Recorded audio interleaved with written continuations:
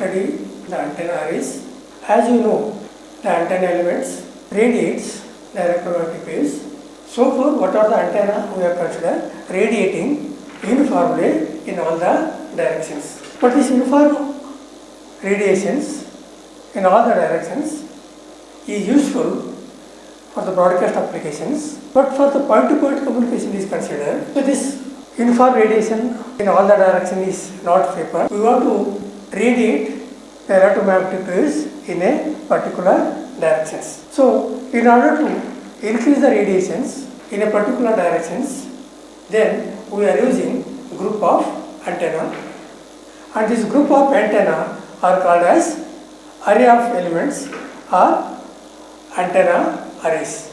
They are used to increase the signal strength in a particular directions. And generally, the length of the antenna elements which you are using as an arrays is of length lambda by 2. And an antenna array is said to be linear if all the elements are placed along a straight line, and they are said to be uniform if all the elements of an array is fed with equal magnitude and progressive phase shift. I mean to say, an array is called as a linear uniform array if all the elements are aligned in a straight line and all the elements of the array are fed with progressive phase shift.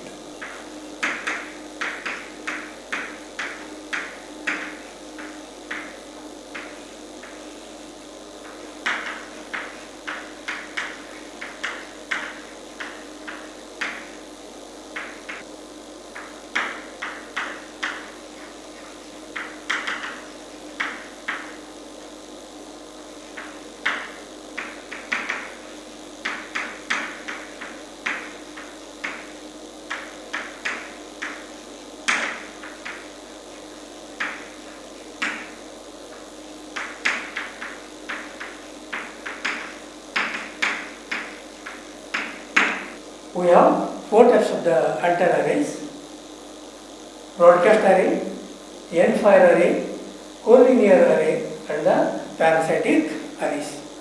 Now let us see.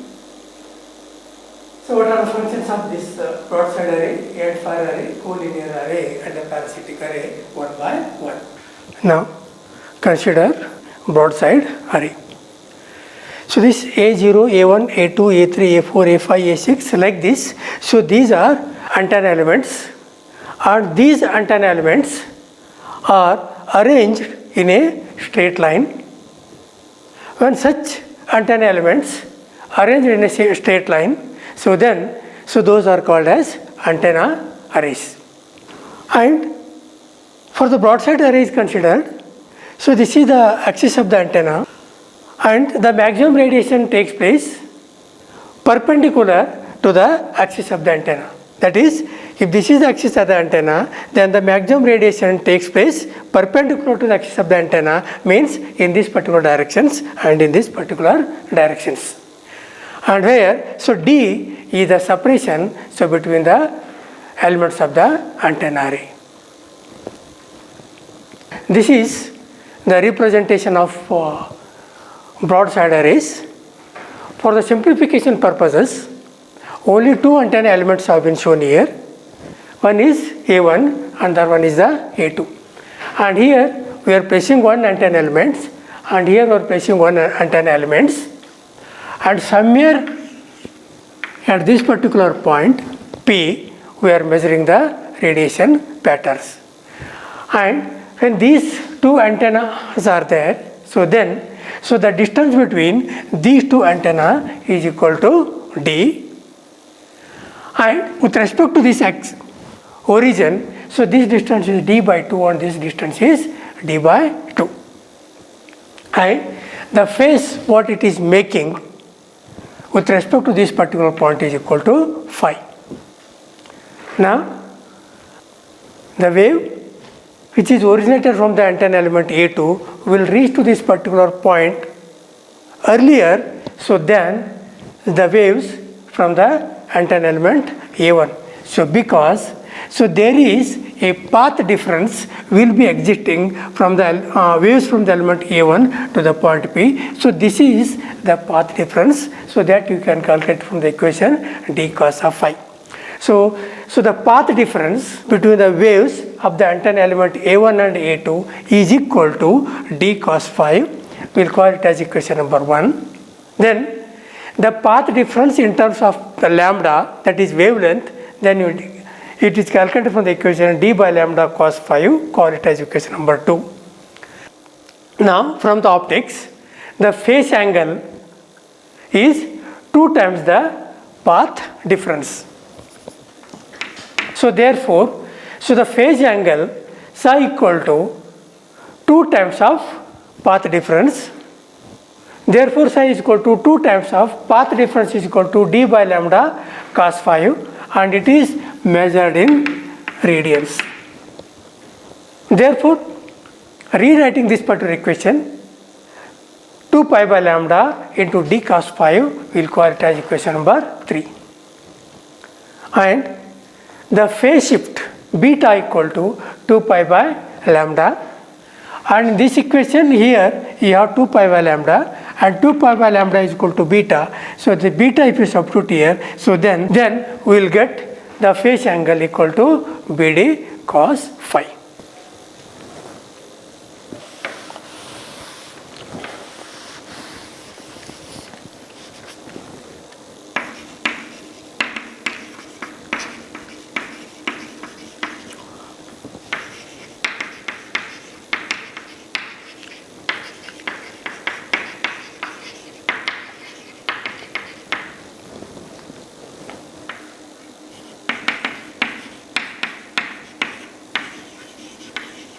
Now consider the second case, so that is end fire array.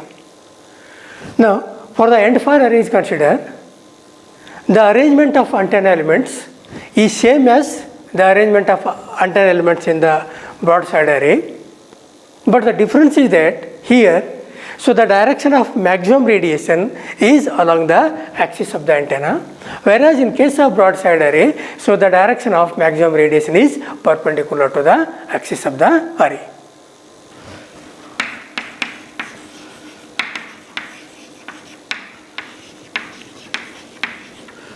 Another array, that is collinear array.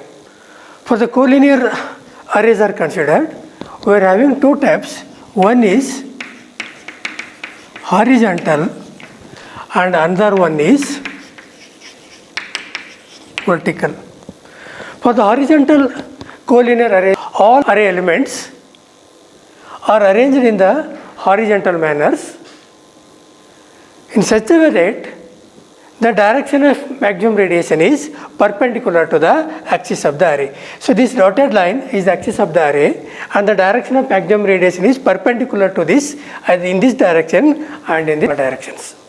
Similarly, for the vertical type of the collinear array, all the array elements are arranged in the vertical manner, and this is the axis of the antenna, and the maximum radiation takes place in a direction perpendicular to the axis of the antenna, that is in this particular direction and in this particular directions. And depending upon the applications, we are using the horizontal collinear array or the vertical collinear arrays.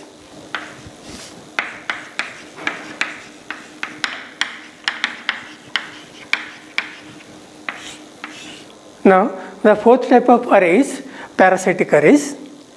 For end fire array or the broadside array or for the collinear array, all the elements of the array are fed with certain voltage or the current, but as the antenna elements are closely spaced together, are very close to each other, therefore, so a feeding problem occurs. That is, applying a voltage or the current to each and individual antenna elements is the biggest problem for the broadside array, end fire array or for the collinear arrays. In order to overcome this particular problem, a parasitic array is designed. In the parasitic array, we have one driven elements and all other elements will get either the voltage or the current from the driven elements. That means to say, we are feeding a signal to only one element, so that is called as a driven element, and this element start radiating, and other elements which is beside to this one, which comes under the electromagnetic field, will automatically induce a voltage in that, and that is activated or that is fed with the signals, and another one which is comes in electromagnetic field produced by this element will be once again fed with the signals. So therefore, like this, all other elements except the driven elements will be fed with the signals by electromagnetic inductions. Array of point sources is nothing but array of isotropic radiators with zero volume. Now, we have three types of array of point sources. One is point sources with equal magnitude and phase. We will consider here two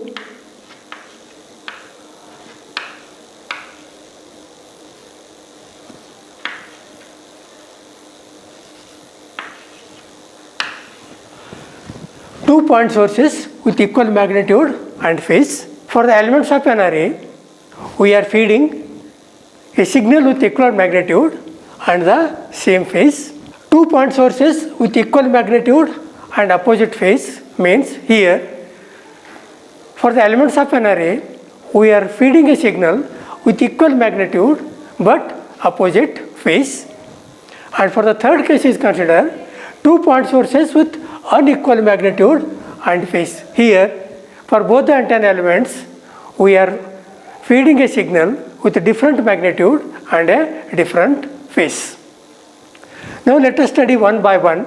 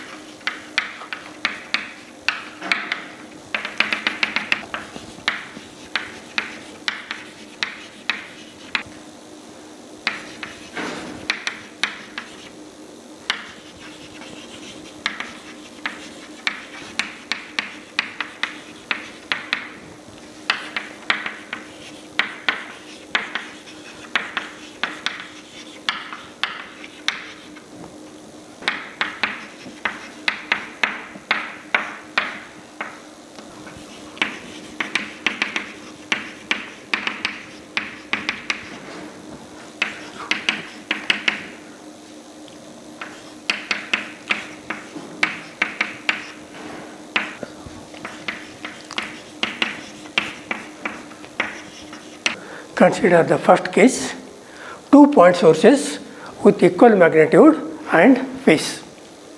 In order to analyze the antenna arrays, we are not considering many number of antenna elements, because if the number of antenna elements are increased, then the complexity goes on increases and solution of the equations becomes very difficult. Therefore, in order to know the function of these arrays, we are considering only 2 point sources, and the same is applicable if the number of sources are increased. Now, here we have 2 antenna elements, one is the A1, another one is the antenna element A2. These 2 antenna elements are separated by a distance D, and this D1 is the distance between the point P with antenna element A1, and D2 is the distance between the point P with respect to the antenna element A2. Now, point P is the one where we are measuring the field radiation from the antenna elements A1 and A2 combined together. That is, what is the resultant field we are getting if you simultaneously feed these 2 elements with equal magnitude and the phase. Now, for this case is considered, path difference is equal to d cos of phi. So, because there is a path difference existing between the electromagnetic waves emitted by the antenna A1 and A2 is, that is this distance. This distance is d cos phi, call it as equation number 1. And the path difference in terms of wavelength equal to d by lambda cos phi, call it as equation number 2. Hence, we can calculate the phase angle psi equal to 2 pi into path difference, and 2 pi I am writing it as it is, and the path difference equal to d by lambda cos phi. Then rewriting this equation once again, we will write it as 2 pi by lambda into d cos phi, call it as equation number 3. Then, but the phase shift beta is equal to 2 pi by lambda. Now, in this equation, you have the term 2 pi by lambda, and 2 pi by lambda is equal to beta. So, substitute beta in place of 2 pi by lambda, then I am getting it as psi equal to beta into d cos of phi. You will call it as equation number 4. Now, we are measuring the field strength at the point P due to the antenna element A1 and due to the antenna element A2. Now, E1 is the field strength at this particular point due to the antenna element A1 is equal to E0 into e to the power of minus j psi by 2. The total field at point P is equal to E1 plus E2. E1 equal to E0 into e to the power of j psi by 2, and E2 is equal to E0 into e to the power of j by psi by 2. Here E0 is a common. Take E0 as a common, then e to the power of j psi by 2 and e to the power of j psi by 2. Now, so this equation, so little bit modification is done to this equation. I am dividing it and multiplying it by 2. Therefore, equation value doesn't changes. If I divide and multiply it by 2, so this equation, here calling it as a equation number 7. And we know that from the trigonometry, e to the power of j theta plus e to the power of minus j theta divided by 2 is equal to cos theta. Now, this entire term you can replace it by a cos theta, that is 2 E0 into cos of psi by 2. So, because here the term theta is there, here the angle psi by 2 is there. So, we call it as equation number 8. Then, total field equal to 2 E0 cos of, and we know that the phase angle psi equal to, that is from the equation number 4, beta d into cos phi. In this, substitute psi equal to beta d cos phi divided by 2, call it as equation number 9. Now, we will come across one more term, that is the array factor. Array factor is the ratio of magnitude of the resultant field to the total field. Therefore, array factor is equal to ET divided by E maximum. ET is the total field and E maximum is the maximum field. But we know that E maximum equal to 2E0. Now substitute E maximum equal to 2E0 in this equation, then array factor is equal to ET divided by 2E0, and this is equal to cos of pi d divided lambda into cos phi.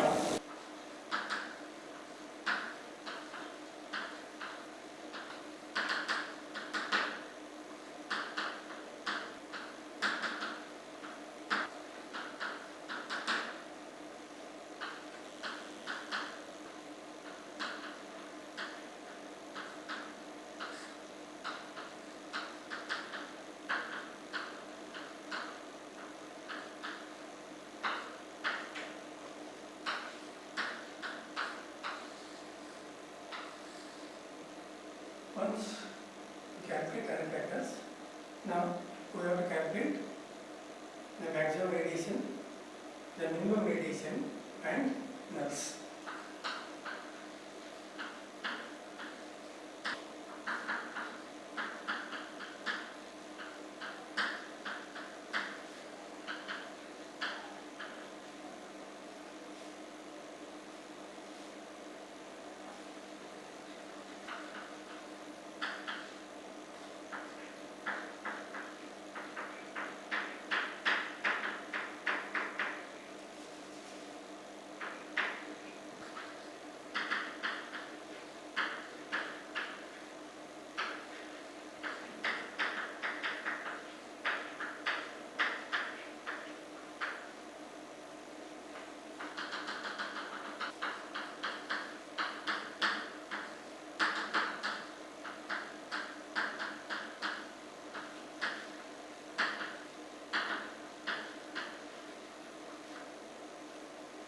After calculating the peaks, now we have to calculate the nulls.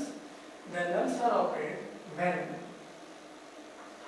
cos of pi by 2 cos of phi is equal to 0, and this condition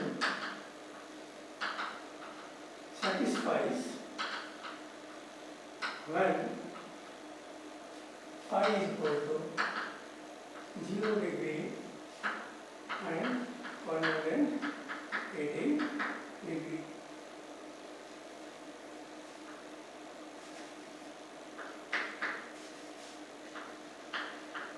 And after this, we are supposed to calculate half power points.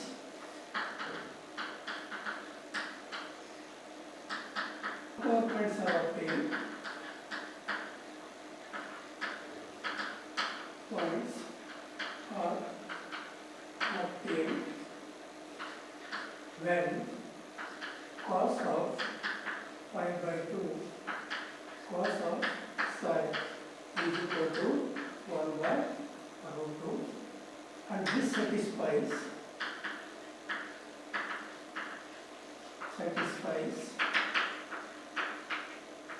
when phi is equal to 60 degree and 120 degree.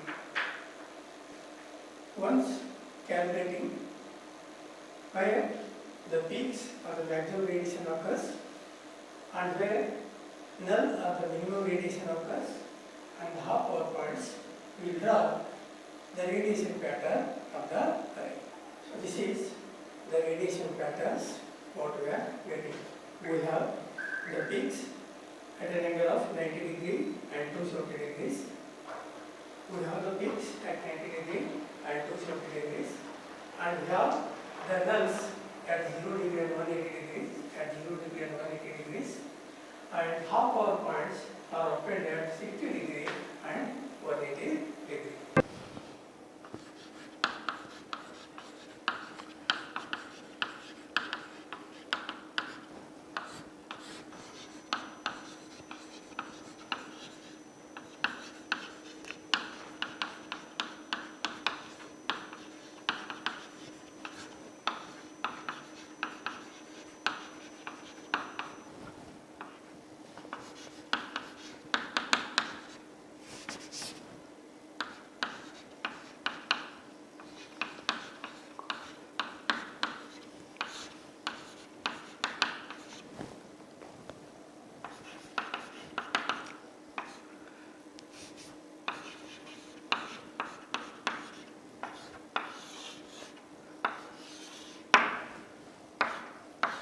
The array factor is defined as the ratio of the total field to the maximum field.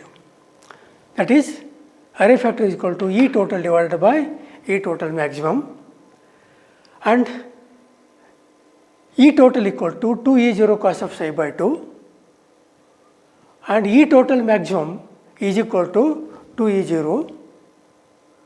So 2E0 and 2E0 will get cancelled, we are left with cos of psi by 2.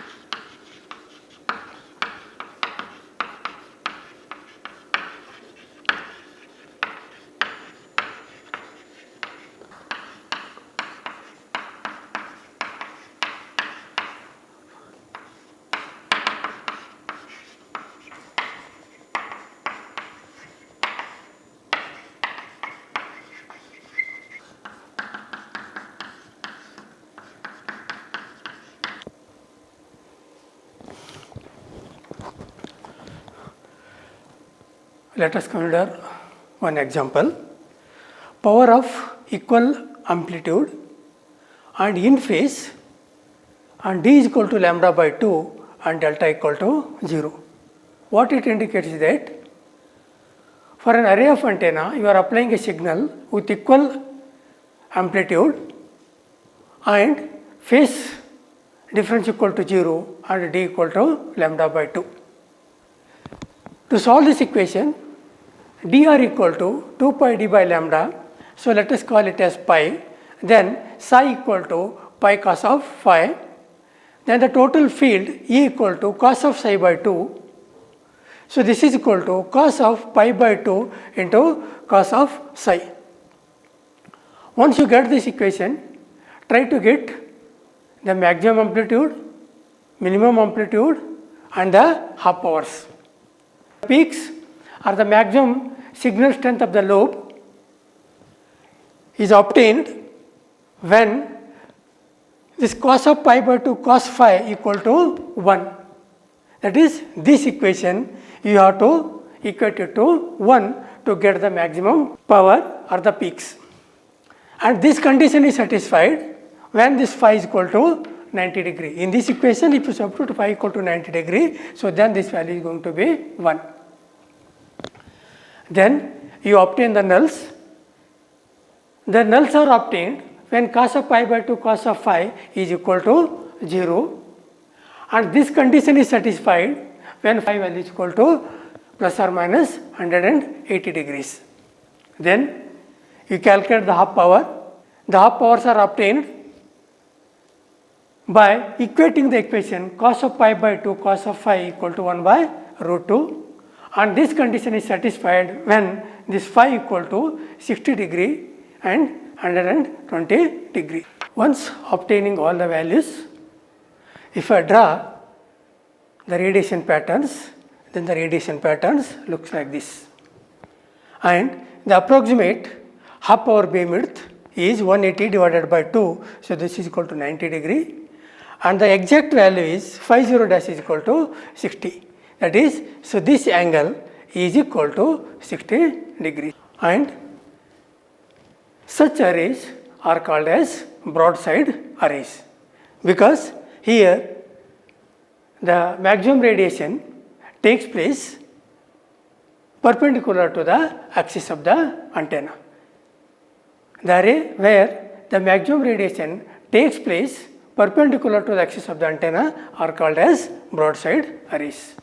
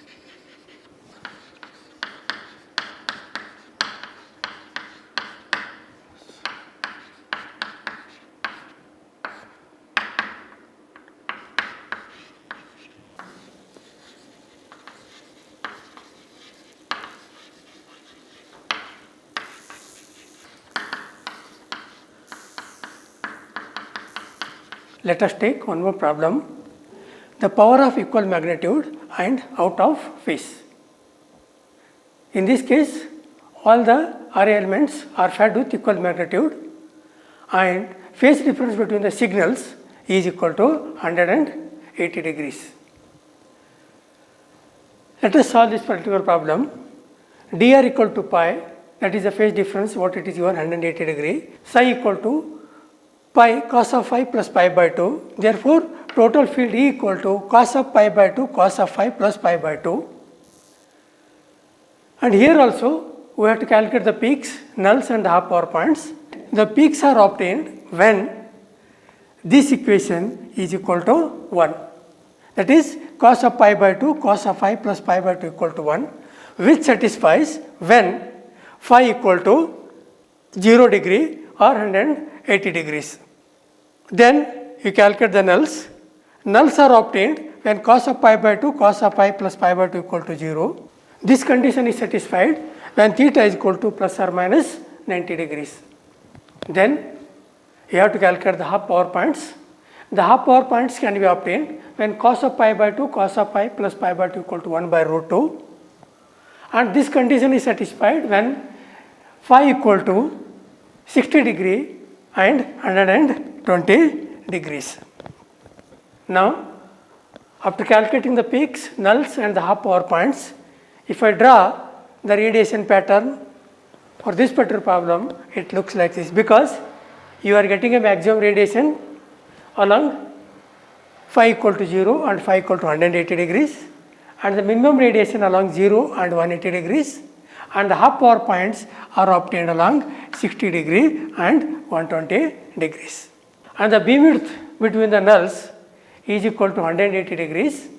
So, this is your phi 0, and the half power beam width is equal to 90 degree. So, that is half of whatever the values you are getting.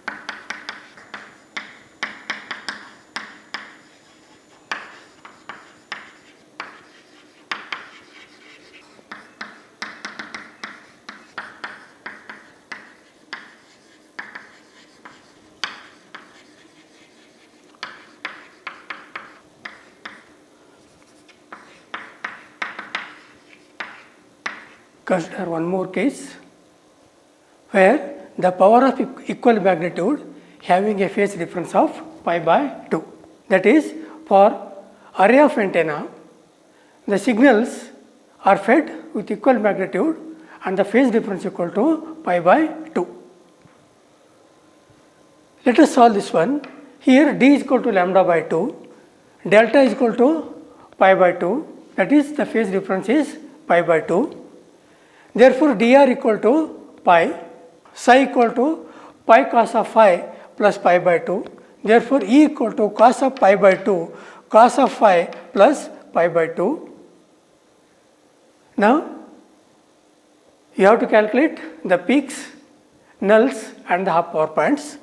The peaks are obtained when cos of pi by 2 cos of phi plus pi by 2 is equal to 1, and this condition is satisfied when phi equal to 120 degrees. Then you have to obtain the nulls. Nulls are obtained when cos of pi by 2 cos of phi plus pi by 2 is equal to 0. This satisfies when phi equal to 60 degrees. Then you have to calculate the half power points. The half power points are obtained when cos of pi by 2 cos of phi plus pi by 2 equal to 1 by root 2. And this condition is satisfied when theta equal to 90 degree and then 80 degree and 0 degrees.